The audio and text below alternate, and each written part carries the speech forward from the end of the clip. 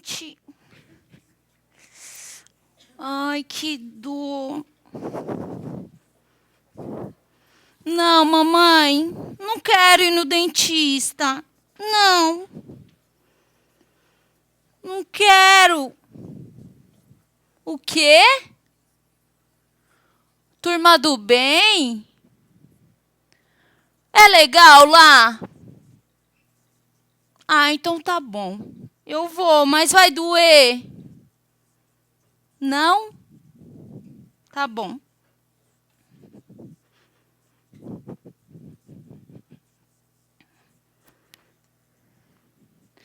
Olha só o meu dentinho.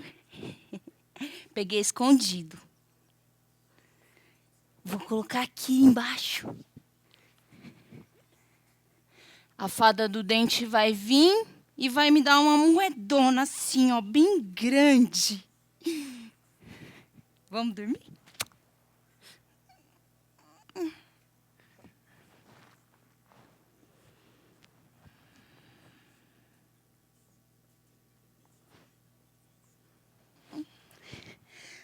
ver.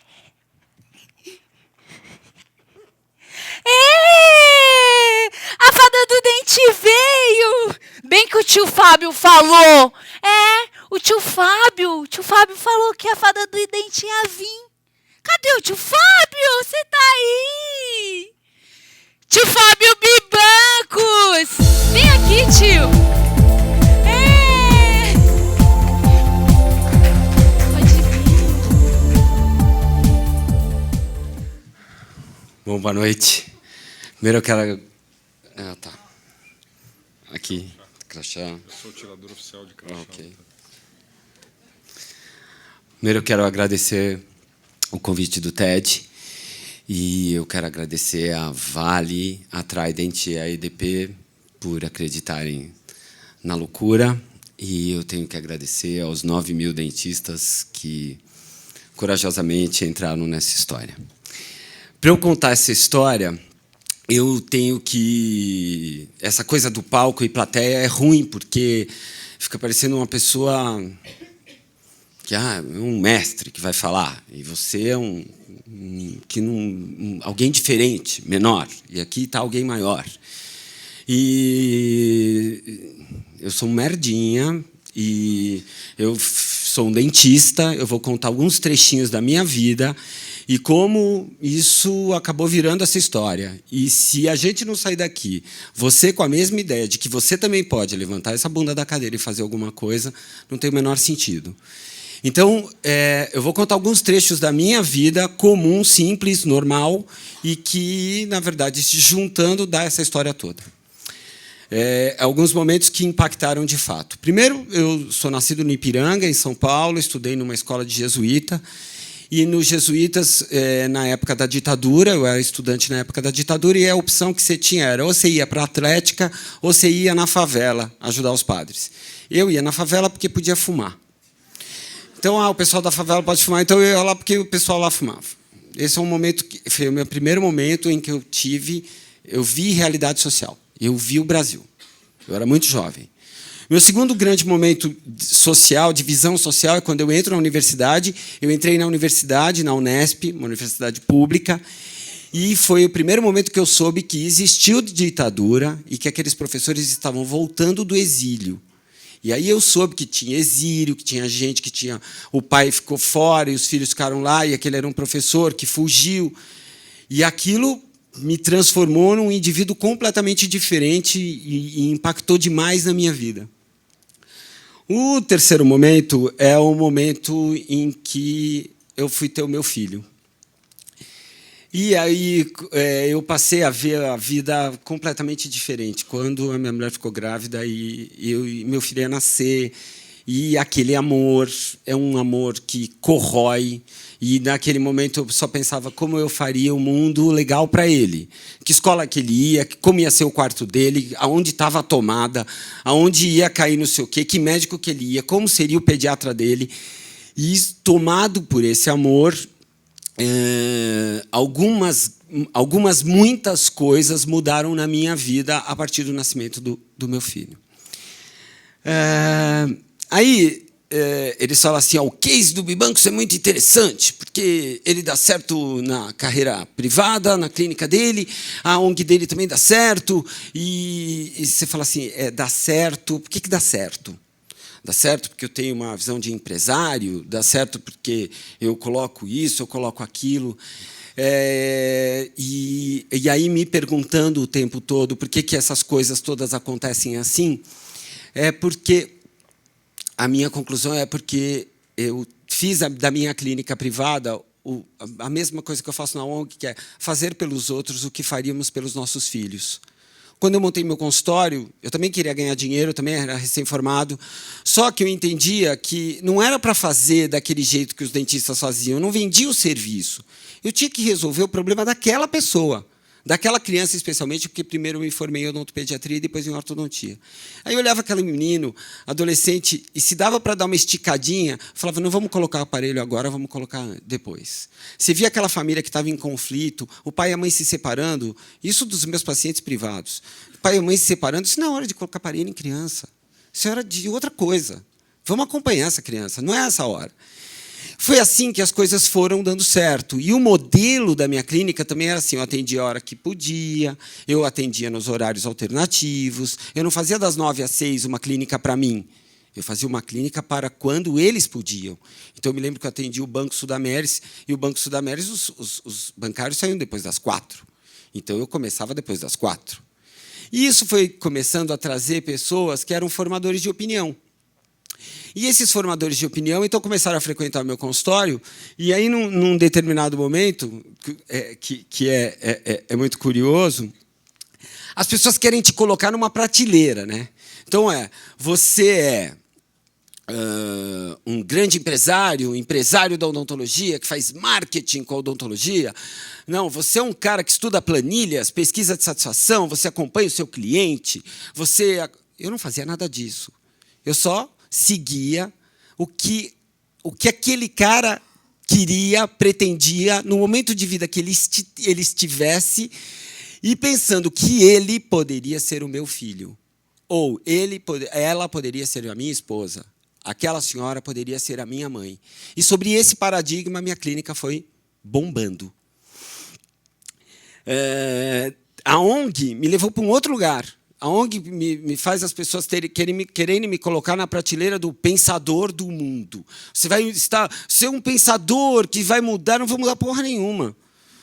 Apenas coloquei na minha frente um problema, e a aflição desse problema e o entusiasmo com que eu resolvo esse problema. Então, eu vou atender o meu paciente privado com essa mesma paixão, com a paixão lá do meu filho, e eu faço a ONG da mesma maneira. Teve um momento que eu comecei a atender formadores de opinião e eu virei dentista das estrelas. Aí eu lidava com uma nova realidade, que como se celebridade não fosse gente. Ele tem dor de dente igual, reclama do horário igual, chega atrasado igual, tudo igual. E as pessoas... o dentista das estrelas... Eu falo, tá, o que eu faço com esse power? O que eu faço com esse negócio? De conhecer um monte de gente importante, de atender um monte de formador de opinião.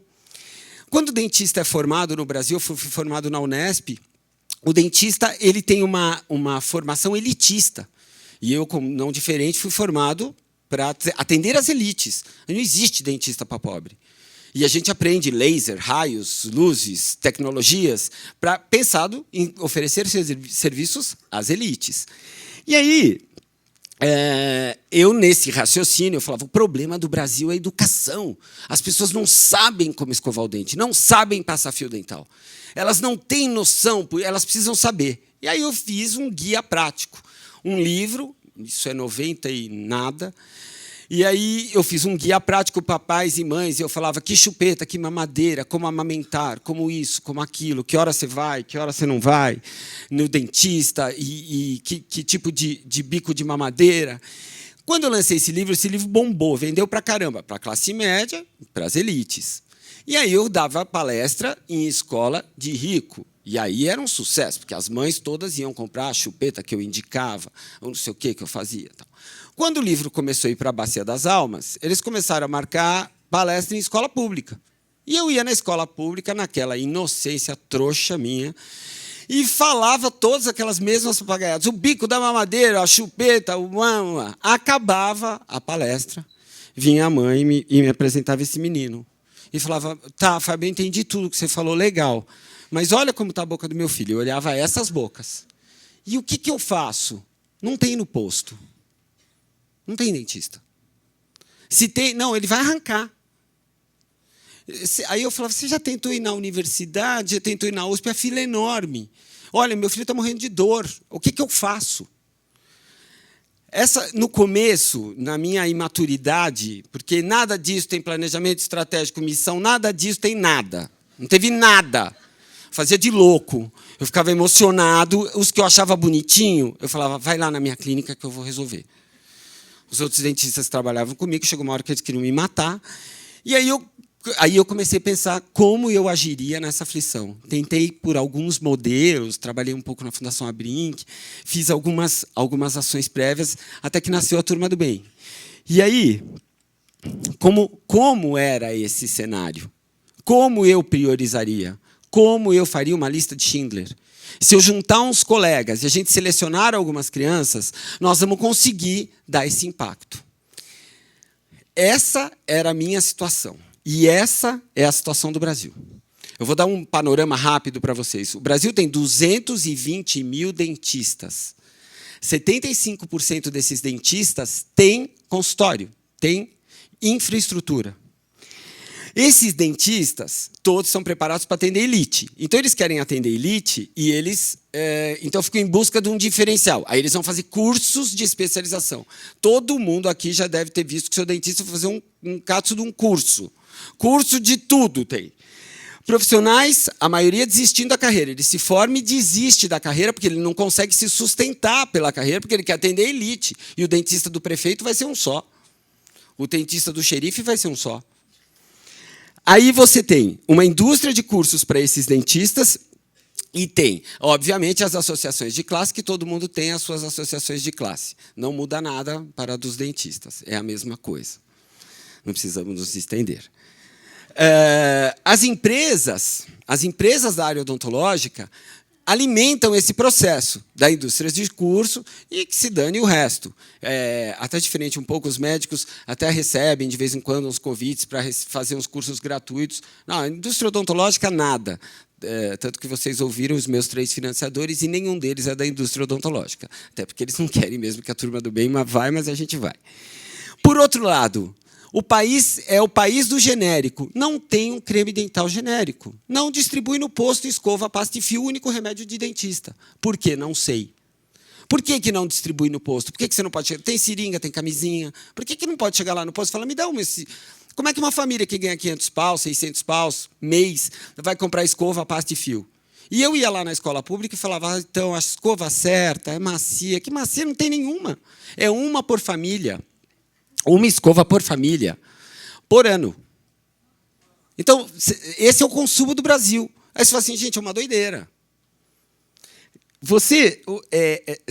Veja isso, 16% dos nunca foram ao dentista. E essa estatística, quando foi uma vez, ele não entra aqui. Foi uma vez, tá bom. O governo, ele faz projetos. Sempre tem projeto. Nenhum com eficiência. E a população não reconhece odontologia nem como um direito. Ela não sabe pedir. Ela reconhece que... Você viu ela falando que o Pérola Byton é bom. Ninguém tem uma referência. Nós não temos referência. A população não reconhece. Você está dentista, está precisando de dentista, está sem grana, tu vai morrer assim. Até para a classe média. O que nós fizemos? Nós vamos na escola pública e tiramos os mais pobres, os mais próximos do primeiro emprego e os com a maior quantidade de problemas odontológicos. Essa é a minha lista de Schindler. O dentista topa ser um voluntário. E aí eu tenho um software que aproxima a criança mais próxima dos dentistas. E aí o dentista recebe uma cartinha, a criança recebe uma cartinha. Esse dentista, com toda a infraestrutura, trabalha voluntariamente e me dá o atendimento dessa criança até 18 anos. Gente, essa ideia começou simplinha, em São Paulo, com uma turma de amigos meus. Isso hoje repercute em 22 mil crianças no Brasil e nesses 9 países da América Latina e em Portugal. Tudo saindo de um escritório de São Paulo, que hoje tem 20 funcionários. A gente faz a ligação do dentista com a criança e trabalhamos com a ociosidade desses dentistas e com essas crianças que precisam muito. Se você tivesse 14 anos e quer dar um beijo na boca, e tu é o feio da escola, tu é o desdentado da escola, tu é o bafento da escola, tudo o que você queria na sua vida era um dentista. E você jamais faria como um menino da classe média que não quer ir. Você quer ir muito. Um dentista para você é tudo. Ele vai determinar você sorrir, você tirar foto, você beijar na boca, você arrumar o seu emprego. Quem arruma emprego sem dente? Qual é a cara do pobre? Vai fazer o clichê do pobre. O ator vai fazer o clichê do pobre como é? O desdentado. Então, por quê? Porque é a cara do pobre. E é assim que as elites, nós não nos diferenciamos mais nas nossas roupas, nem nos nossos cabelos para quem tem cabelo. Agora, nos dentes, é verdade. Essa ideia está indo em outros abraços, em muitos outros projetos. Nós estamos fazendo um trem com a Vale, em Belém do Pará, São Luís do Maranhão. A gente está indo para os países africanos. Isso com uma ideia absolutamente simples, normal. Não há nenhum tipo de endeusamento. Oh, você é isso, você é aquilo. Todo mundo poderia fazer com o mesmo amor pelo seu filho, pensando no amor que você tem pelos seus filhos. Se o arquiteto pensasse essa rua, pensando que o filhinho dele vai andar aí, a coisa ia funcionar. Se os médicos se comportassem assim, e se a ética toda fosse feita para os nossos filhos, como se fosse para o meu filho, o cara que está lá no marketing do medicamento fala, esse medicamento o meu filho poderia tomar. E esse lixeiro também vai recolher esse lixo, porque o filho dele poderia tropeçar ali. E aí sim, acho que a gente teria um mundo mudando. Um mundo mudando. Eu acredito cada vez mais que a gente vai chegar nesse mundo em que os nossos filhos serão o norte de fato. Porque é muito fácil falar. Agora, sentir, quando você gosta do seu filho, a sua profissão passa a ter um sentido. E aí, se você permear o sentido da sua profissão baseado no amor que você tem por ele, cara, não tem erro.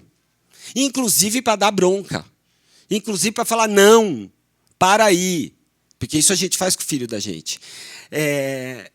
Para mim, a Turma do Bem, que eu nem gosto, vocês acreditam que eu nem gosto mais do nome, porque isso virou uma coisa tão estranha. A Turma do Bem era uma coisa que nos anos 90, para mim, fazia um sentido. É uma ação de dentistas que está mudando um paradigma e que eu sei que 22 mil crianças não é um impacto total, é mínimo, é nada. Mas a gente está fazendo um puta de um barulho. E eu acho que uma hora a gente não vai precisar mais existir a Turma do Bem, porque vai ter dentista no posto, e as pessoas vão poder ir ao dentista público, todos nós com o nosso direito, que é saúde para todos, e a gente poderia ir no dentista e não deixar os filhos banguelos de ninguém por aí. É mais ou menos essa a ideia da Turma do Bem, e é mais ou menos isso que eu queria contar para vocês. Obrigado. Obrigada, Fábio. Eu tenho uma pergunta para você. Explica pra gente por que um sorriso também